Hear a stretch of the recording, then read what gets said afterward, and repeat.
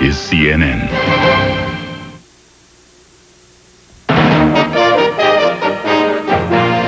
Already this year, the average elderly person is spending a higher percentage of their income on health care than they were back in 1965 before Medicare came in. The Democrat Bill Clinton courts older voters, claiming George Bush plans to cut health care benefits for the elderly. In Florida, the president promises more help for the victims of Hurricane Andrew. This is nothing to do with partisanship. It has everything to do with helping the families, some of whom are standing right here today, and we're going to try to keep it that way. And this is Early Prime. I'm Lou Waters. Hello, Cheryl Atkinson is off. Also ahead, the story of a house guest who refused to leave, a house guest named Betty Davis. Here's what's happening. President Bush is promising a lot of federal help for the victims of Hurricane Andrew as he tours the disaster areas in the South. His latest stop today, Louisiana. The president toured a relief center in Jeanerette and told crowds in Lafayette the government will do all it can to help Louisiana sugar growers who lost their crops to the hurricane. Louisiana was the second stop on the president's hurricane tour. He began the day in Florida. CNN's Brian Cabell has more on that. Almost since Hurricane Andrew hit last Monday, the president has faced criticism that his administration acted too slowly in the wake of the disaster. On his second visit to South Florida in 8 days, the president brought with him the First Lady and Secretary of Defense Dick Cheney. He also brought good news for the devastated area. Today I'm announcing that we are committed to rebuilding Homestead Air Force Base. All right. Homestead Air Force Base was all but leveled by Andrew. The president also promised what he called maximum allowable federal reimbursement for debris removal, temporary housing, and disaster unemployment assistance. His motorcade snaked through the rubble of Homestead, and repeatedly the president talked to the residents. At one point, he shared a drink of water with a little boy.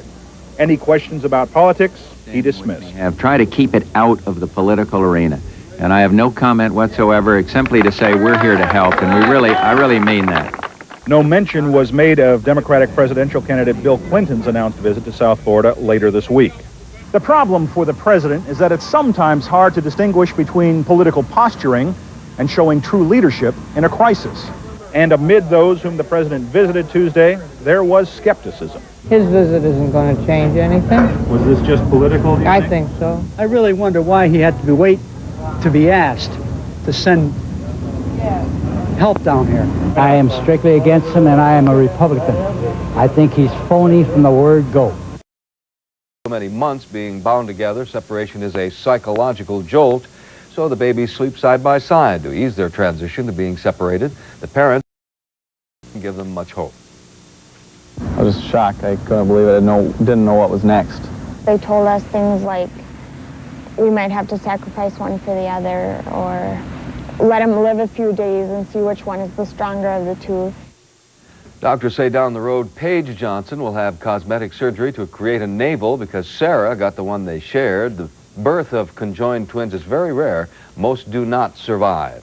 Either way to go home. The resilience of youth apparently is paying off for Laura Davies, fresh out of the Children's Hospital in Pittsburgh after a rare transplant operation.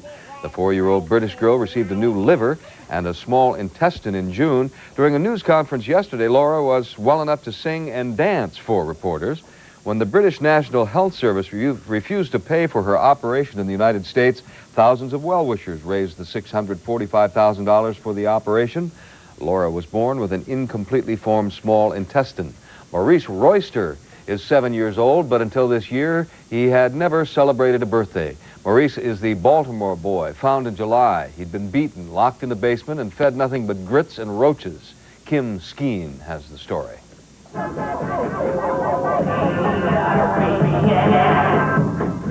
2 months ago, Maurice Royster had never eaten pizza. He was fed grits and roaches. When police found Maurice at his grandmother's house, the boy weighed 32 pounds. He had been beaten and locked in the basement.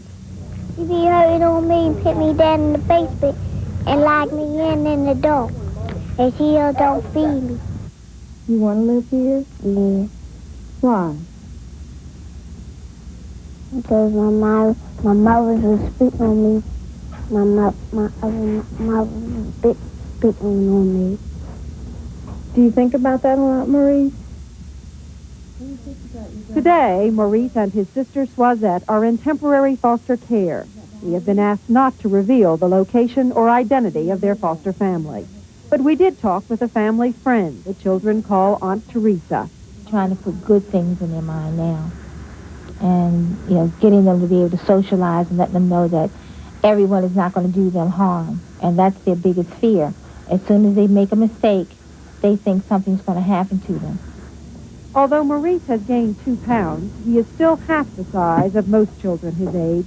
Doctors aren't sure if the years of abuse left permanent damage. And there are times when Maurice's young face seems forever old.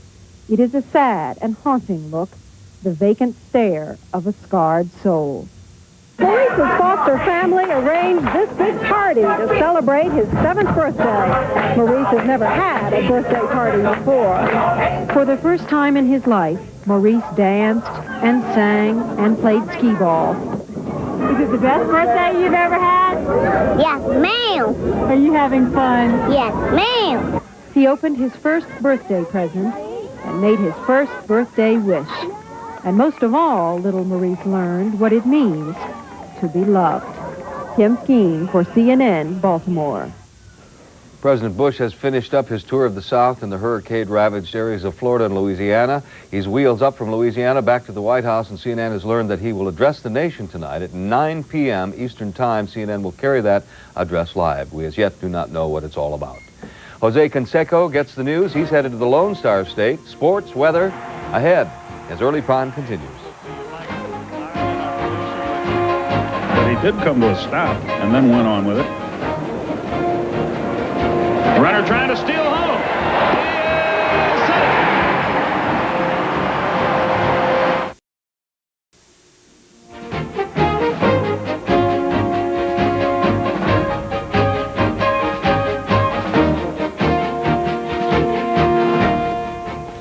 Tom Steiner is back. We're going to talk about the U.S. Open, first of all. Yes, lots of tennis balls flying today on day 2 at the National Tennis Center, Lou. Among those to scurry into the second round today include Olympic gold medalist Jennifer Capriati, Gabriela Sabatini, Pete Sampras, and Boris Becker.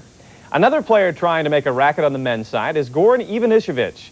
The hard-serving Croatian hopes to cap off a successful summer by winning the final Grand Slam event of the year. He got off to a good start yesterday, winning in straight sets. But as CNN's Tom Kirkland reports, staying focused in this tournament has been a major concern since Ivanišević's homeland is haunted by war. At first impression, Goran Ivanišević has the look and mannerisms of your basic, soon-to-turn 21 top 10 tennis talent. His work on the court has earned him nearly $2 million already. I feel that I can beat anybody. Doesn't matter how I feel. Just have to fight and be confident. While the cross-courting jet-setting lifestyle has obvious advantages, just beneath the surface, fears for family and friends often eat him up.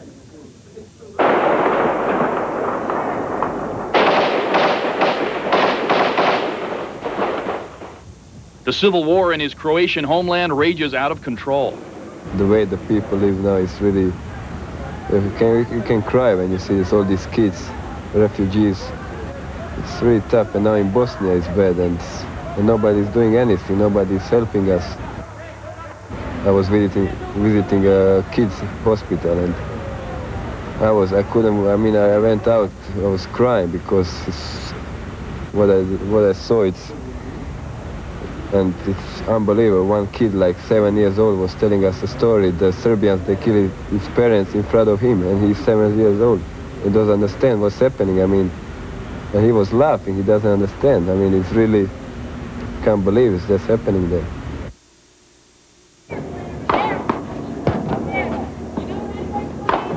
Goran's trademark heavy serve has helped him rise above the guilt of not bearing arms himself back in the hell of his homeland.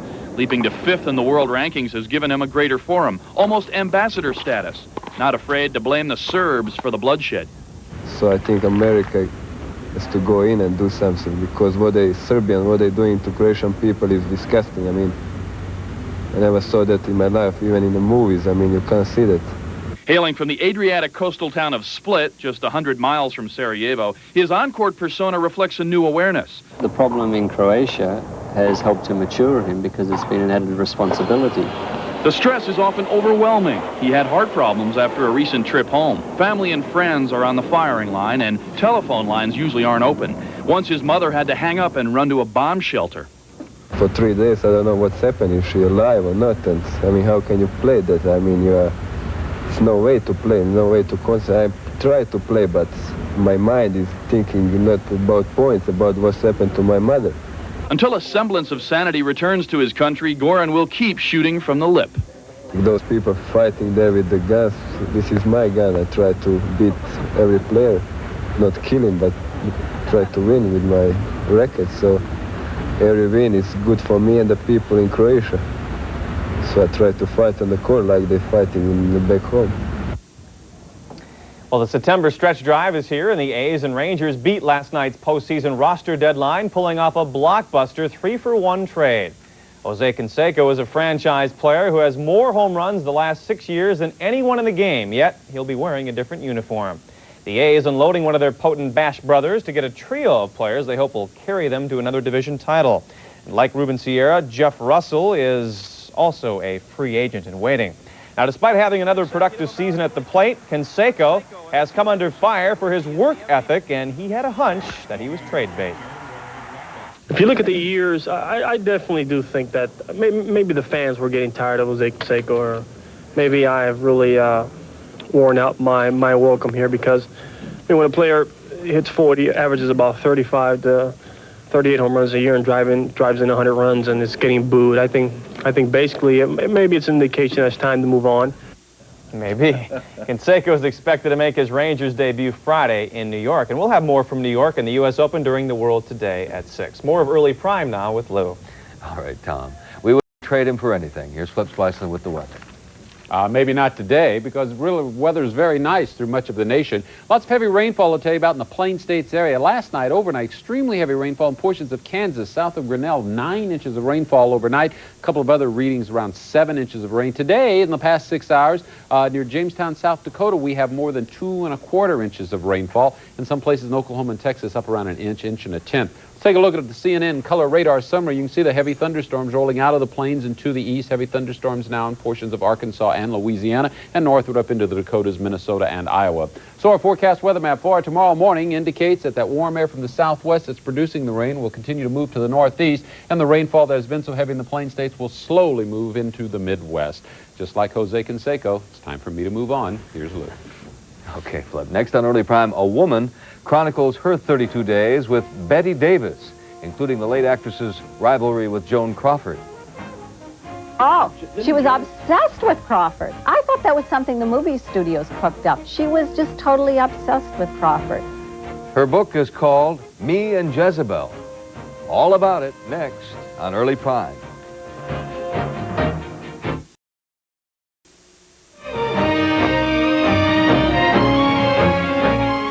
Some folks might think it would be nice to have a movie star as a house guest, but others know from experience that the rich and famous are not always fun to have around. Case in point, actress Bette Davis. CNN's Bill Tush has the story.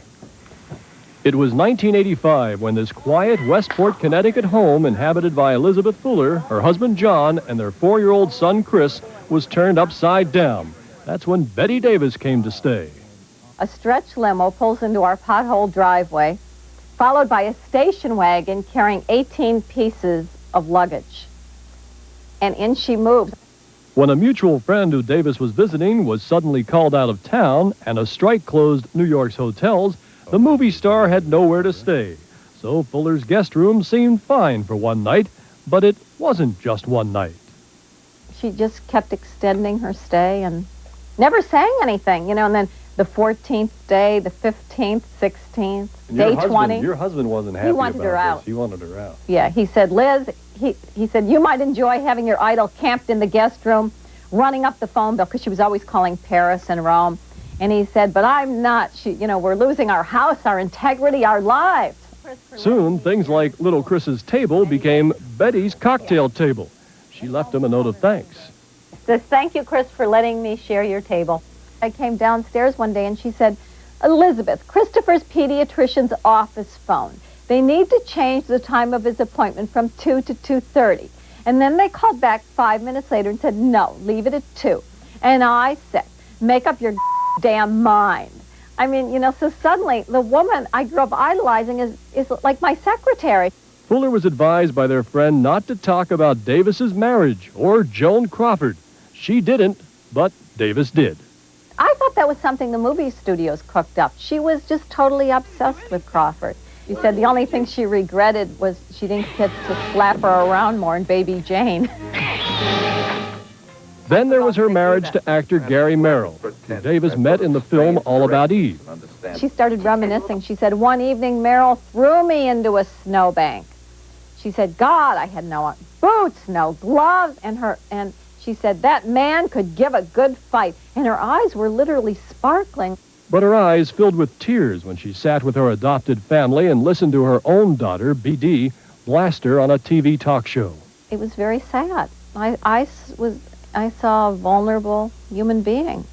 These anecdotes and many others are now contained in a book called Me and Jezebel, all about Elizabeth Fuller's 32 Days with Betty Davis. Bill Tush, CNN Entertainment News, New York. Whew.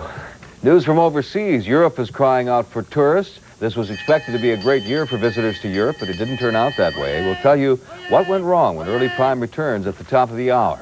Also, homeless children get a shot at a good education in Dallas. I had a fight today with a boy named... Coming up, Inside Politics 92, followed by more of Early Prime after this local break here on CNN.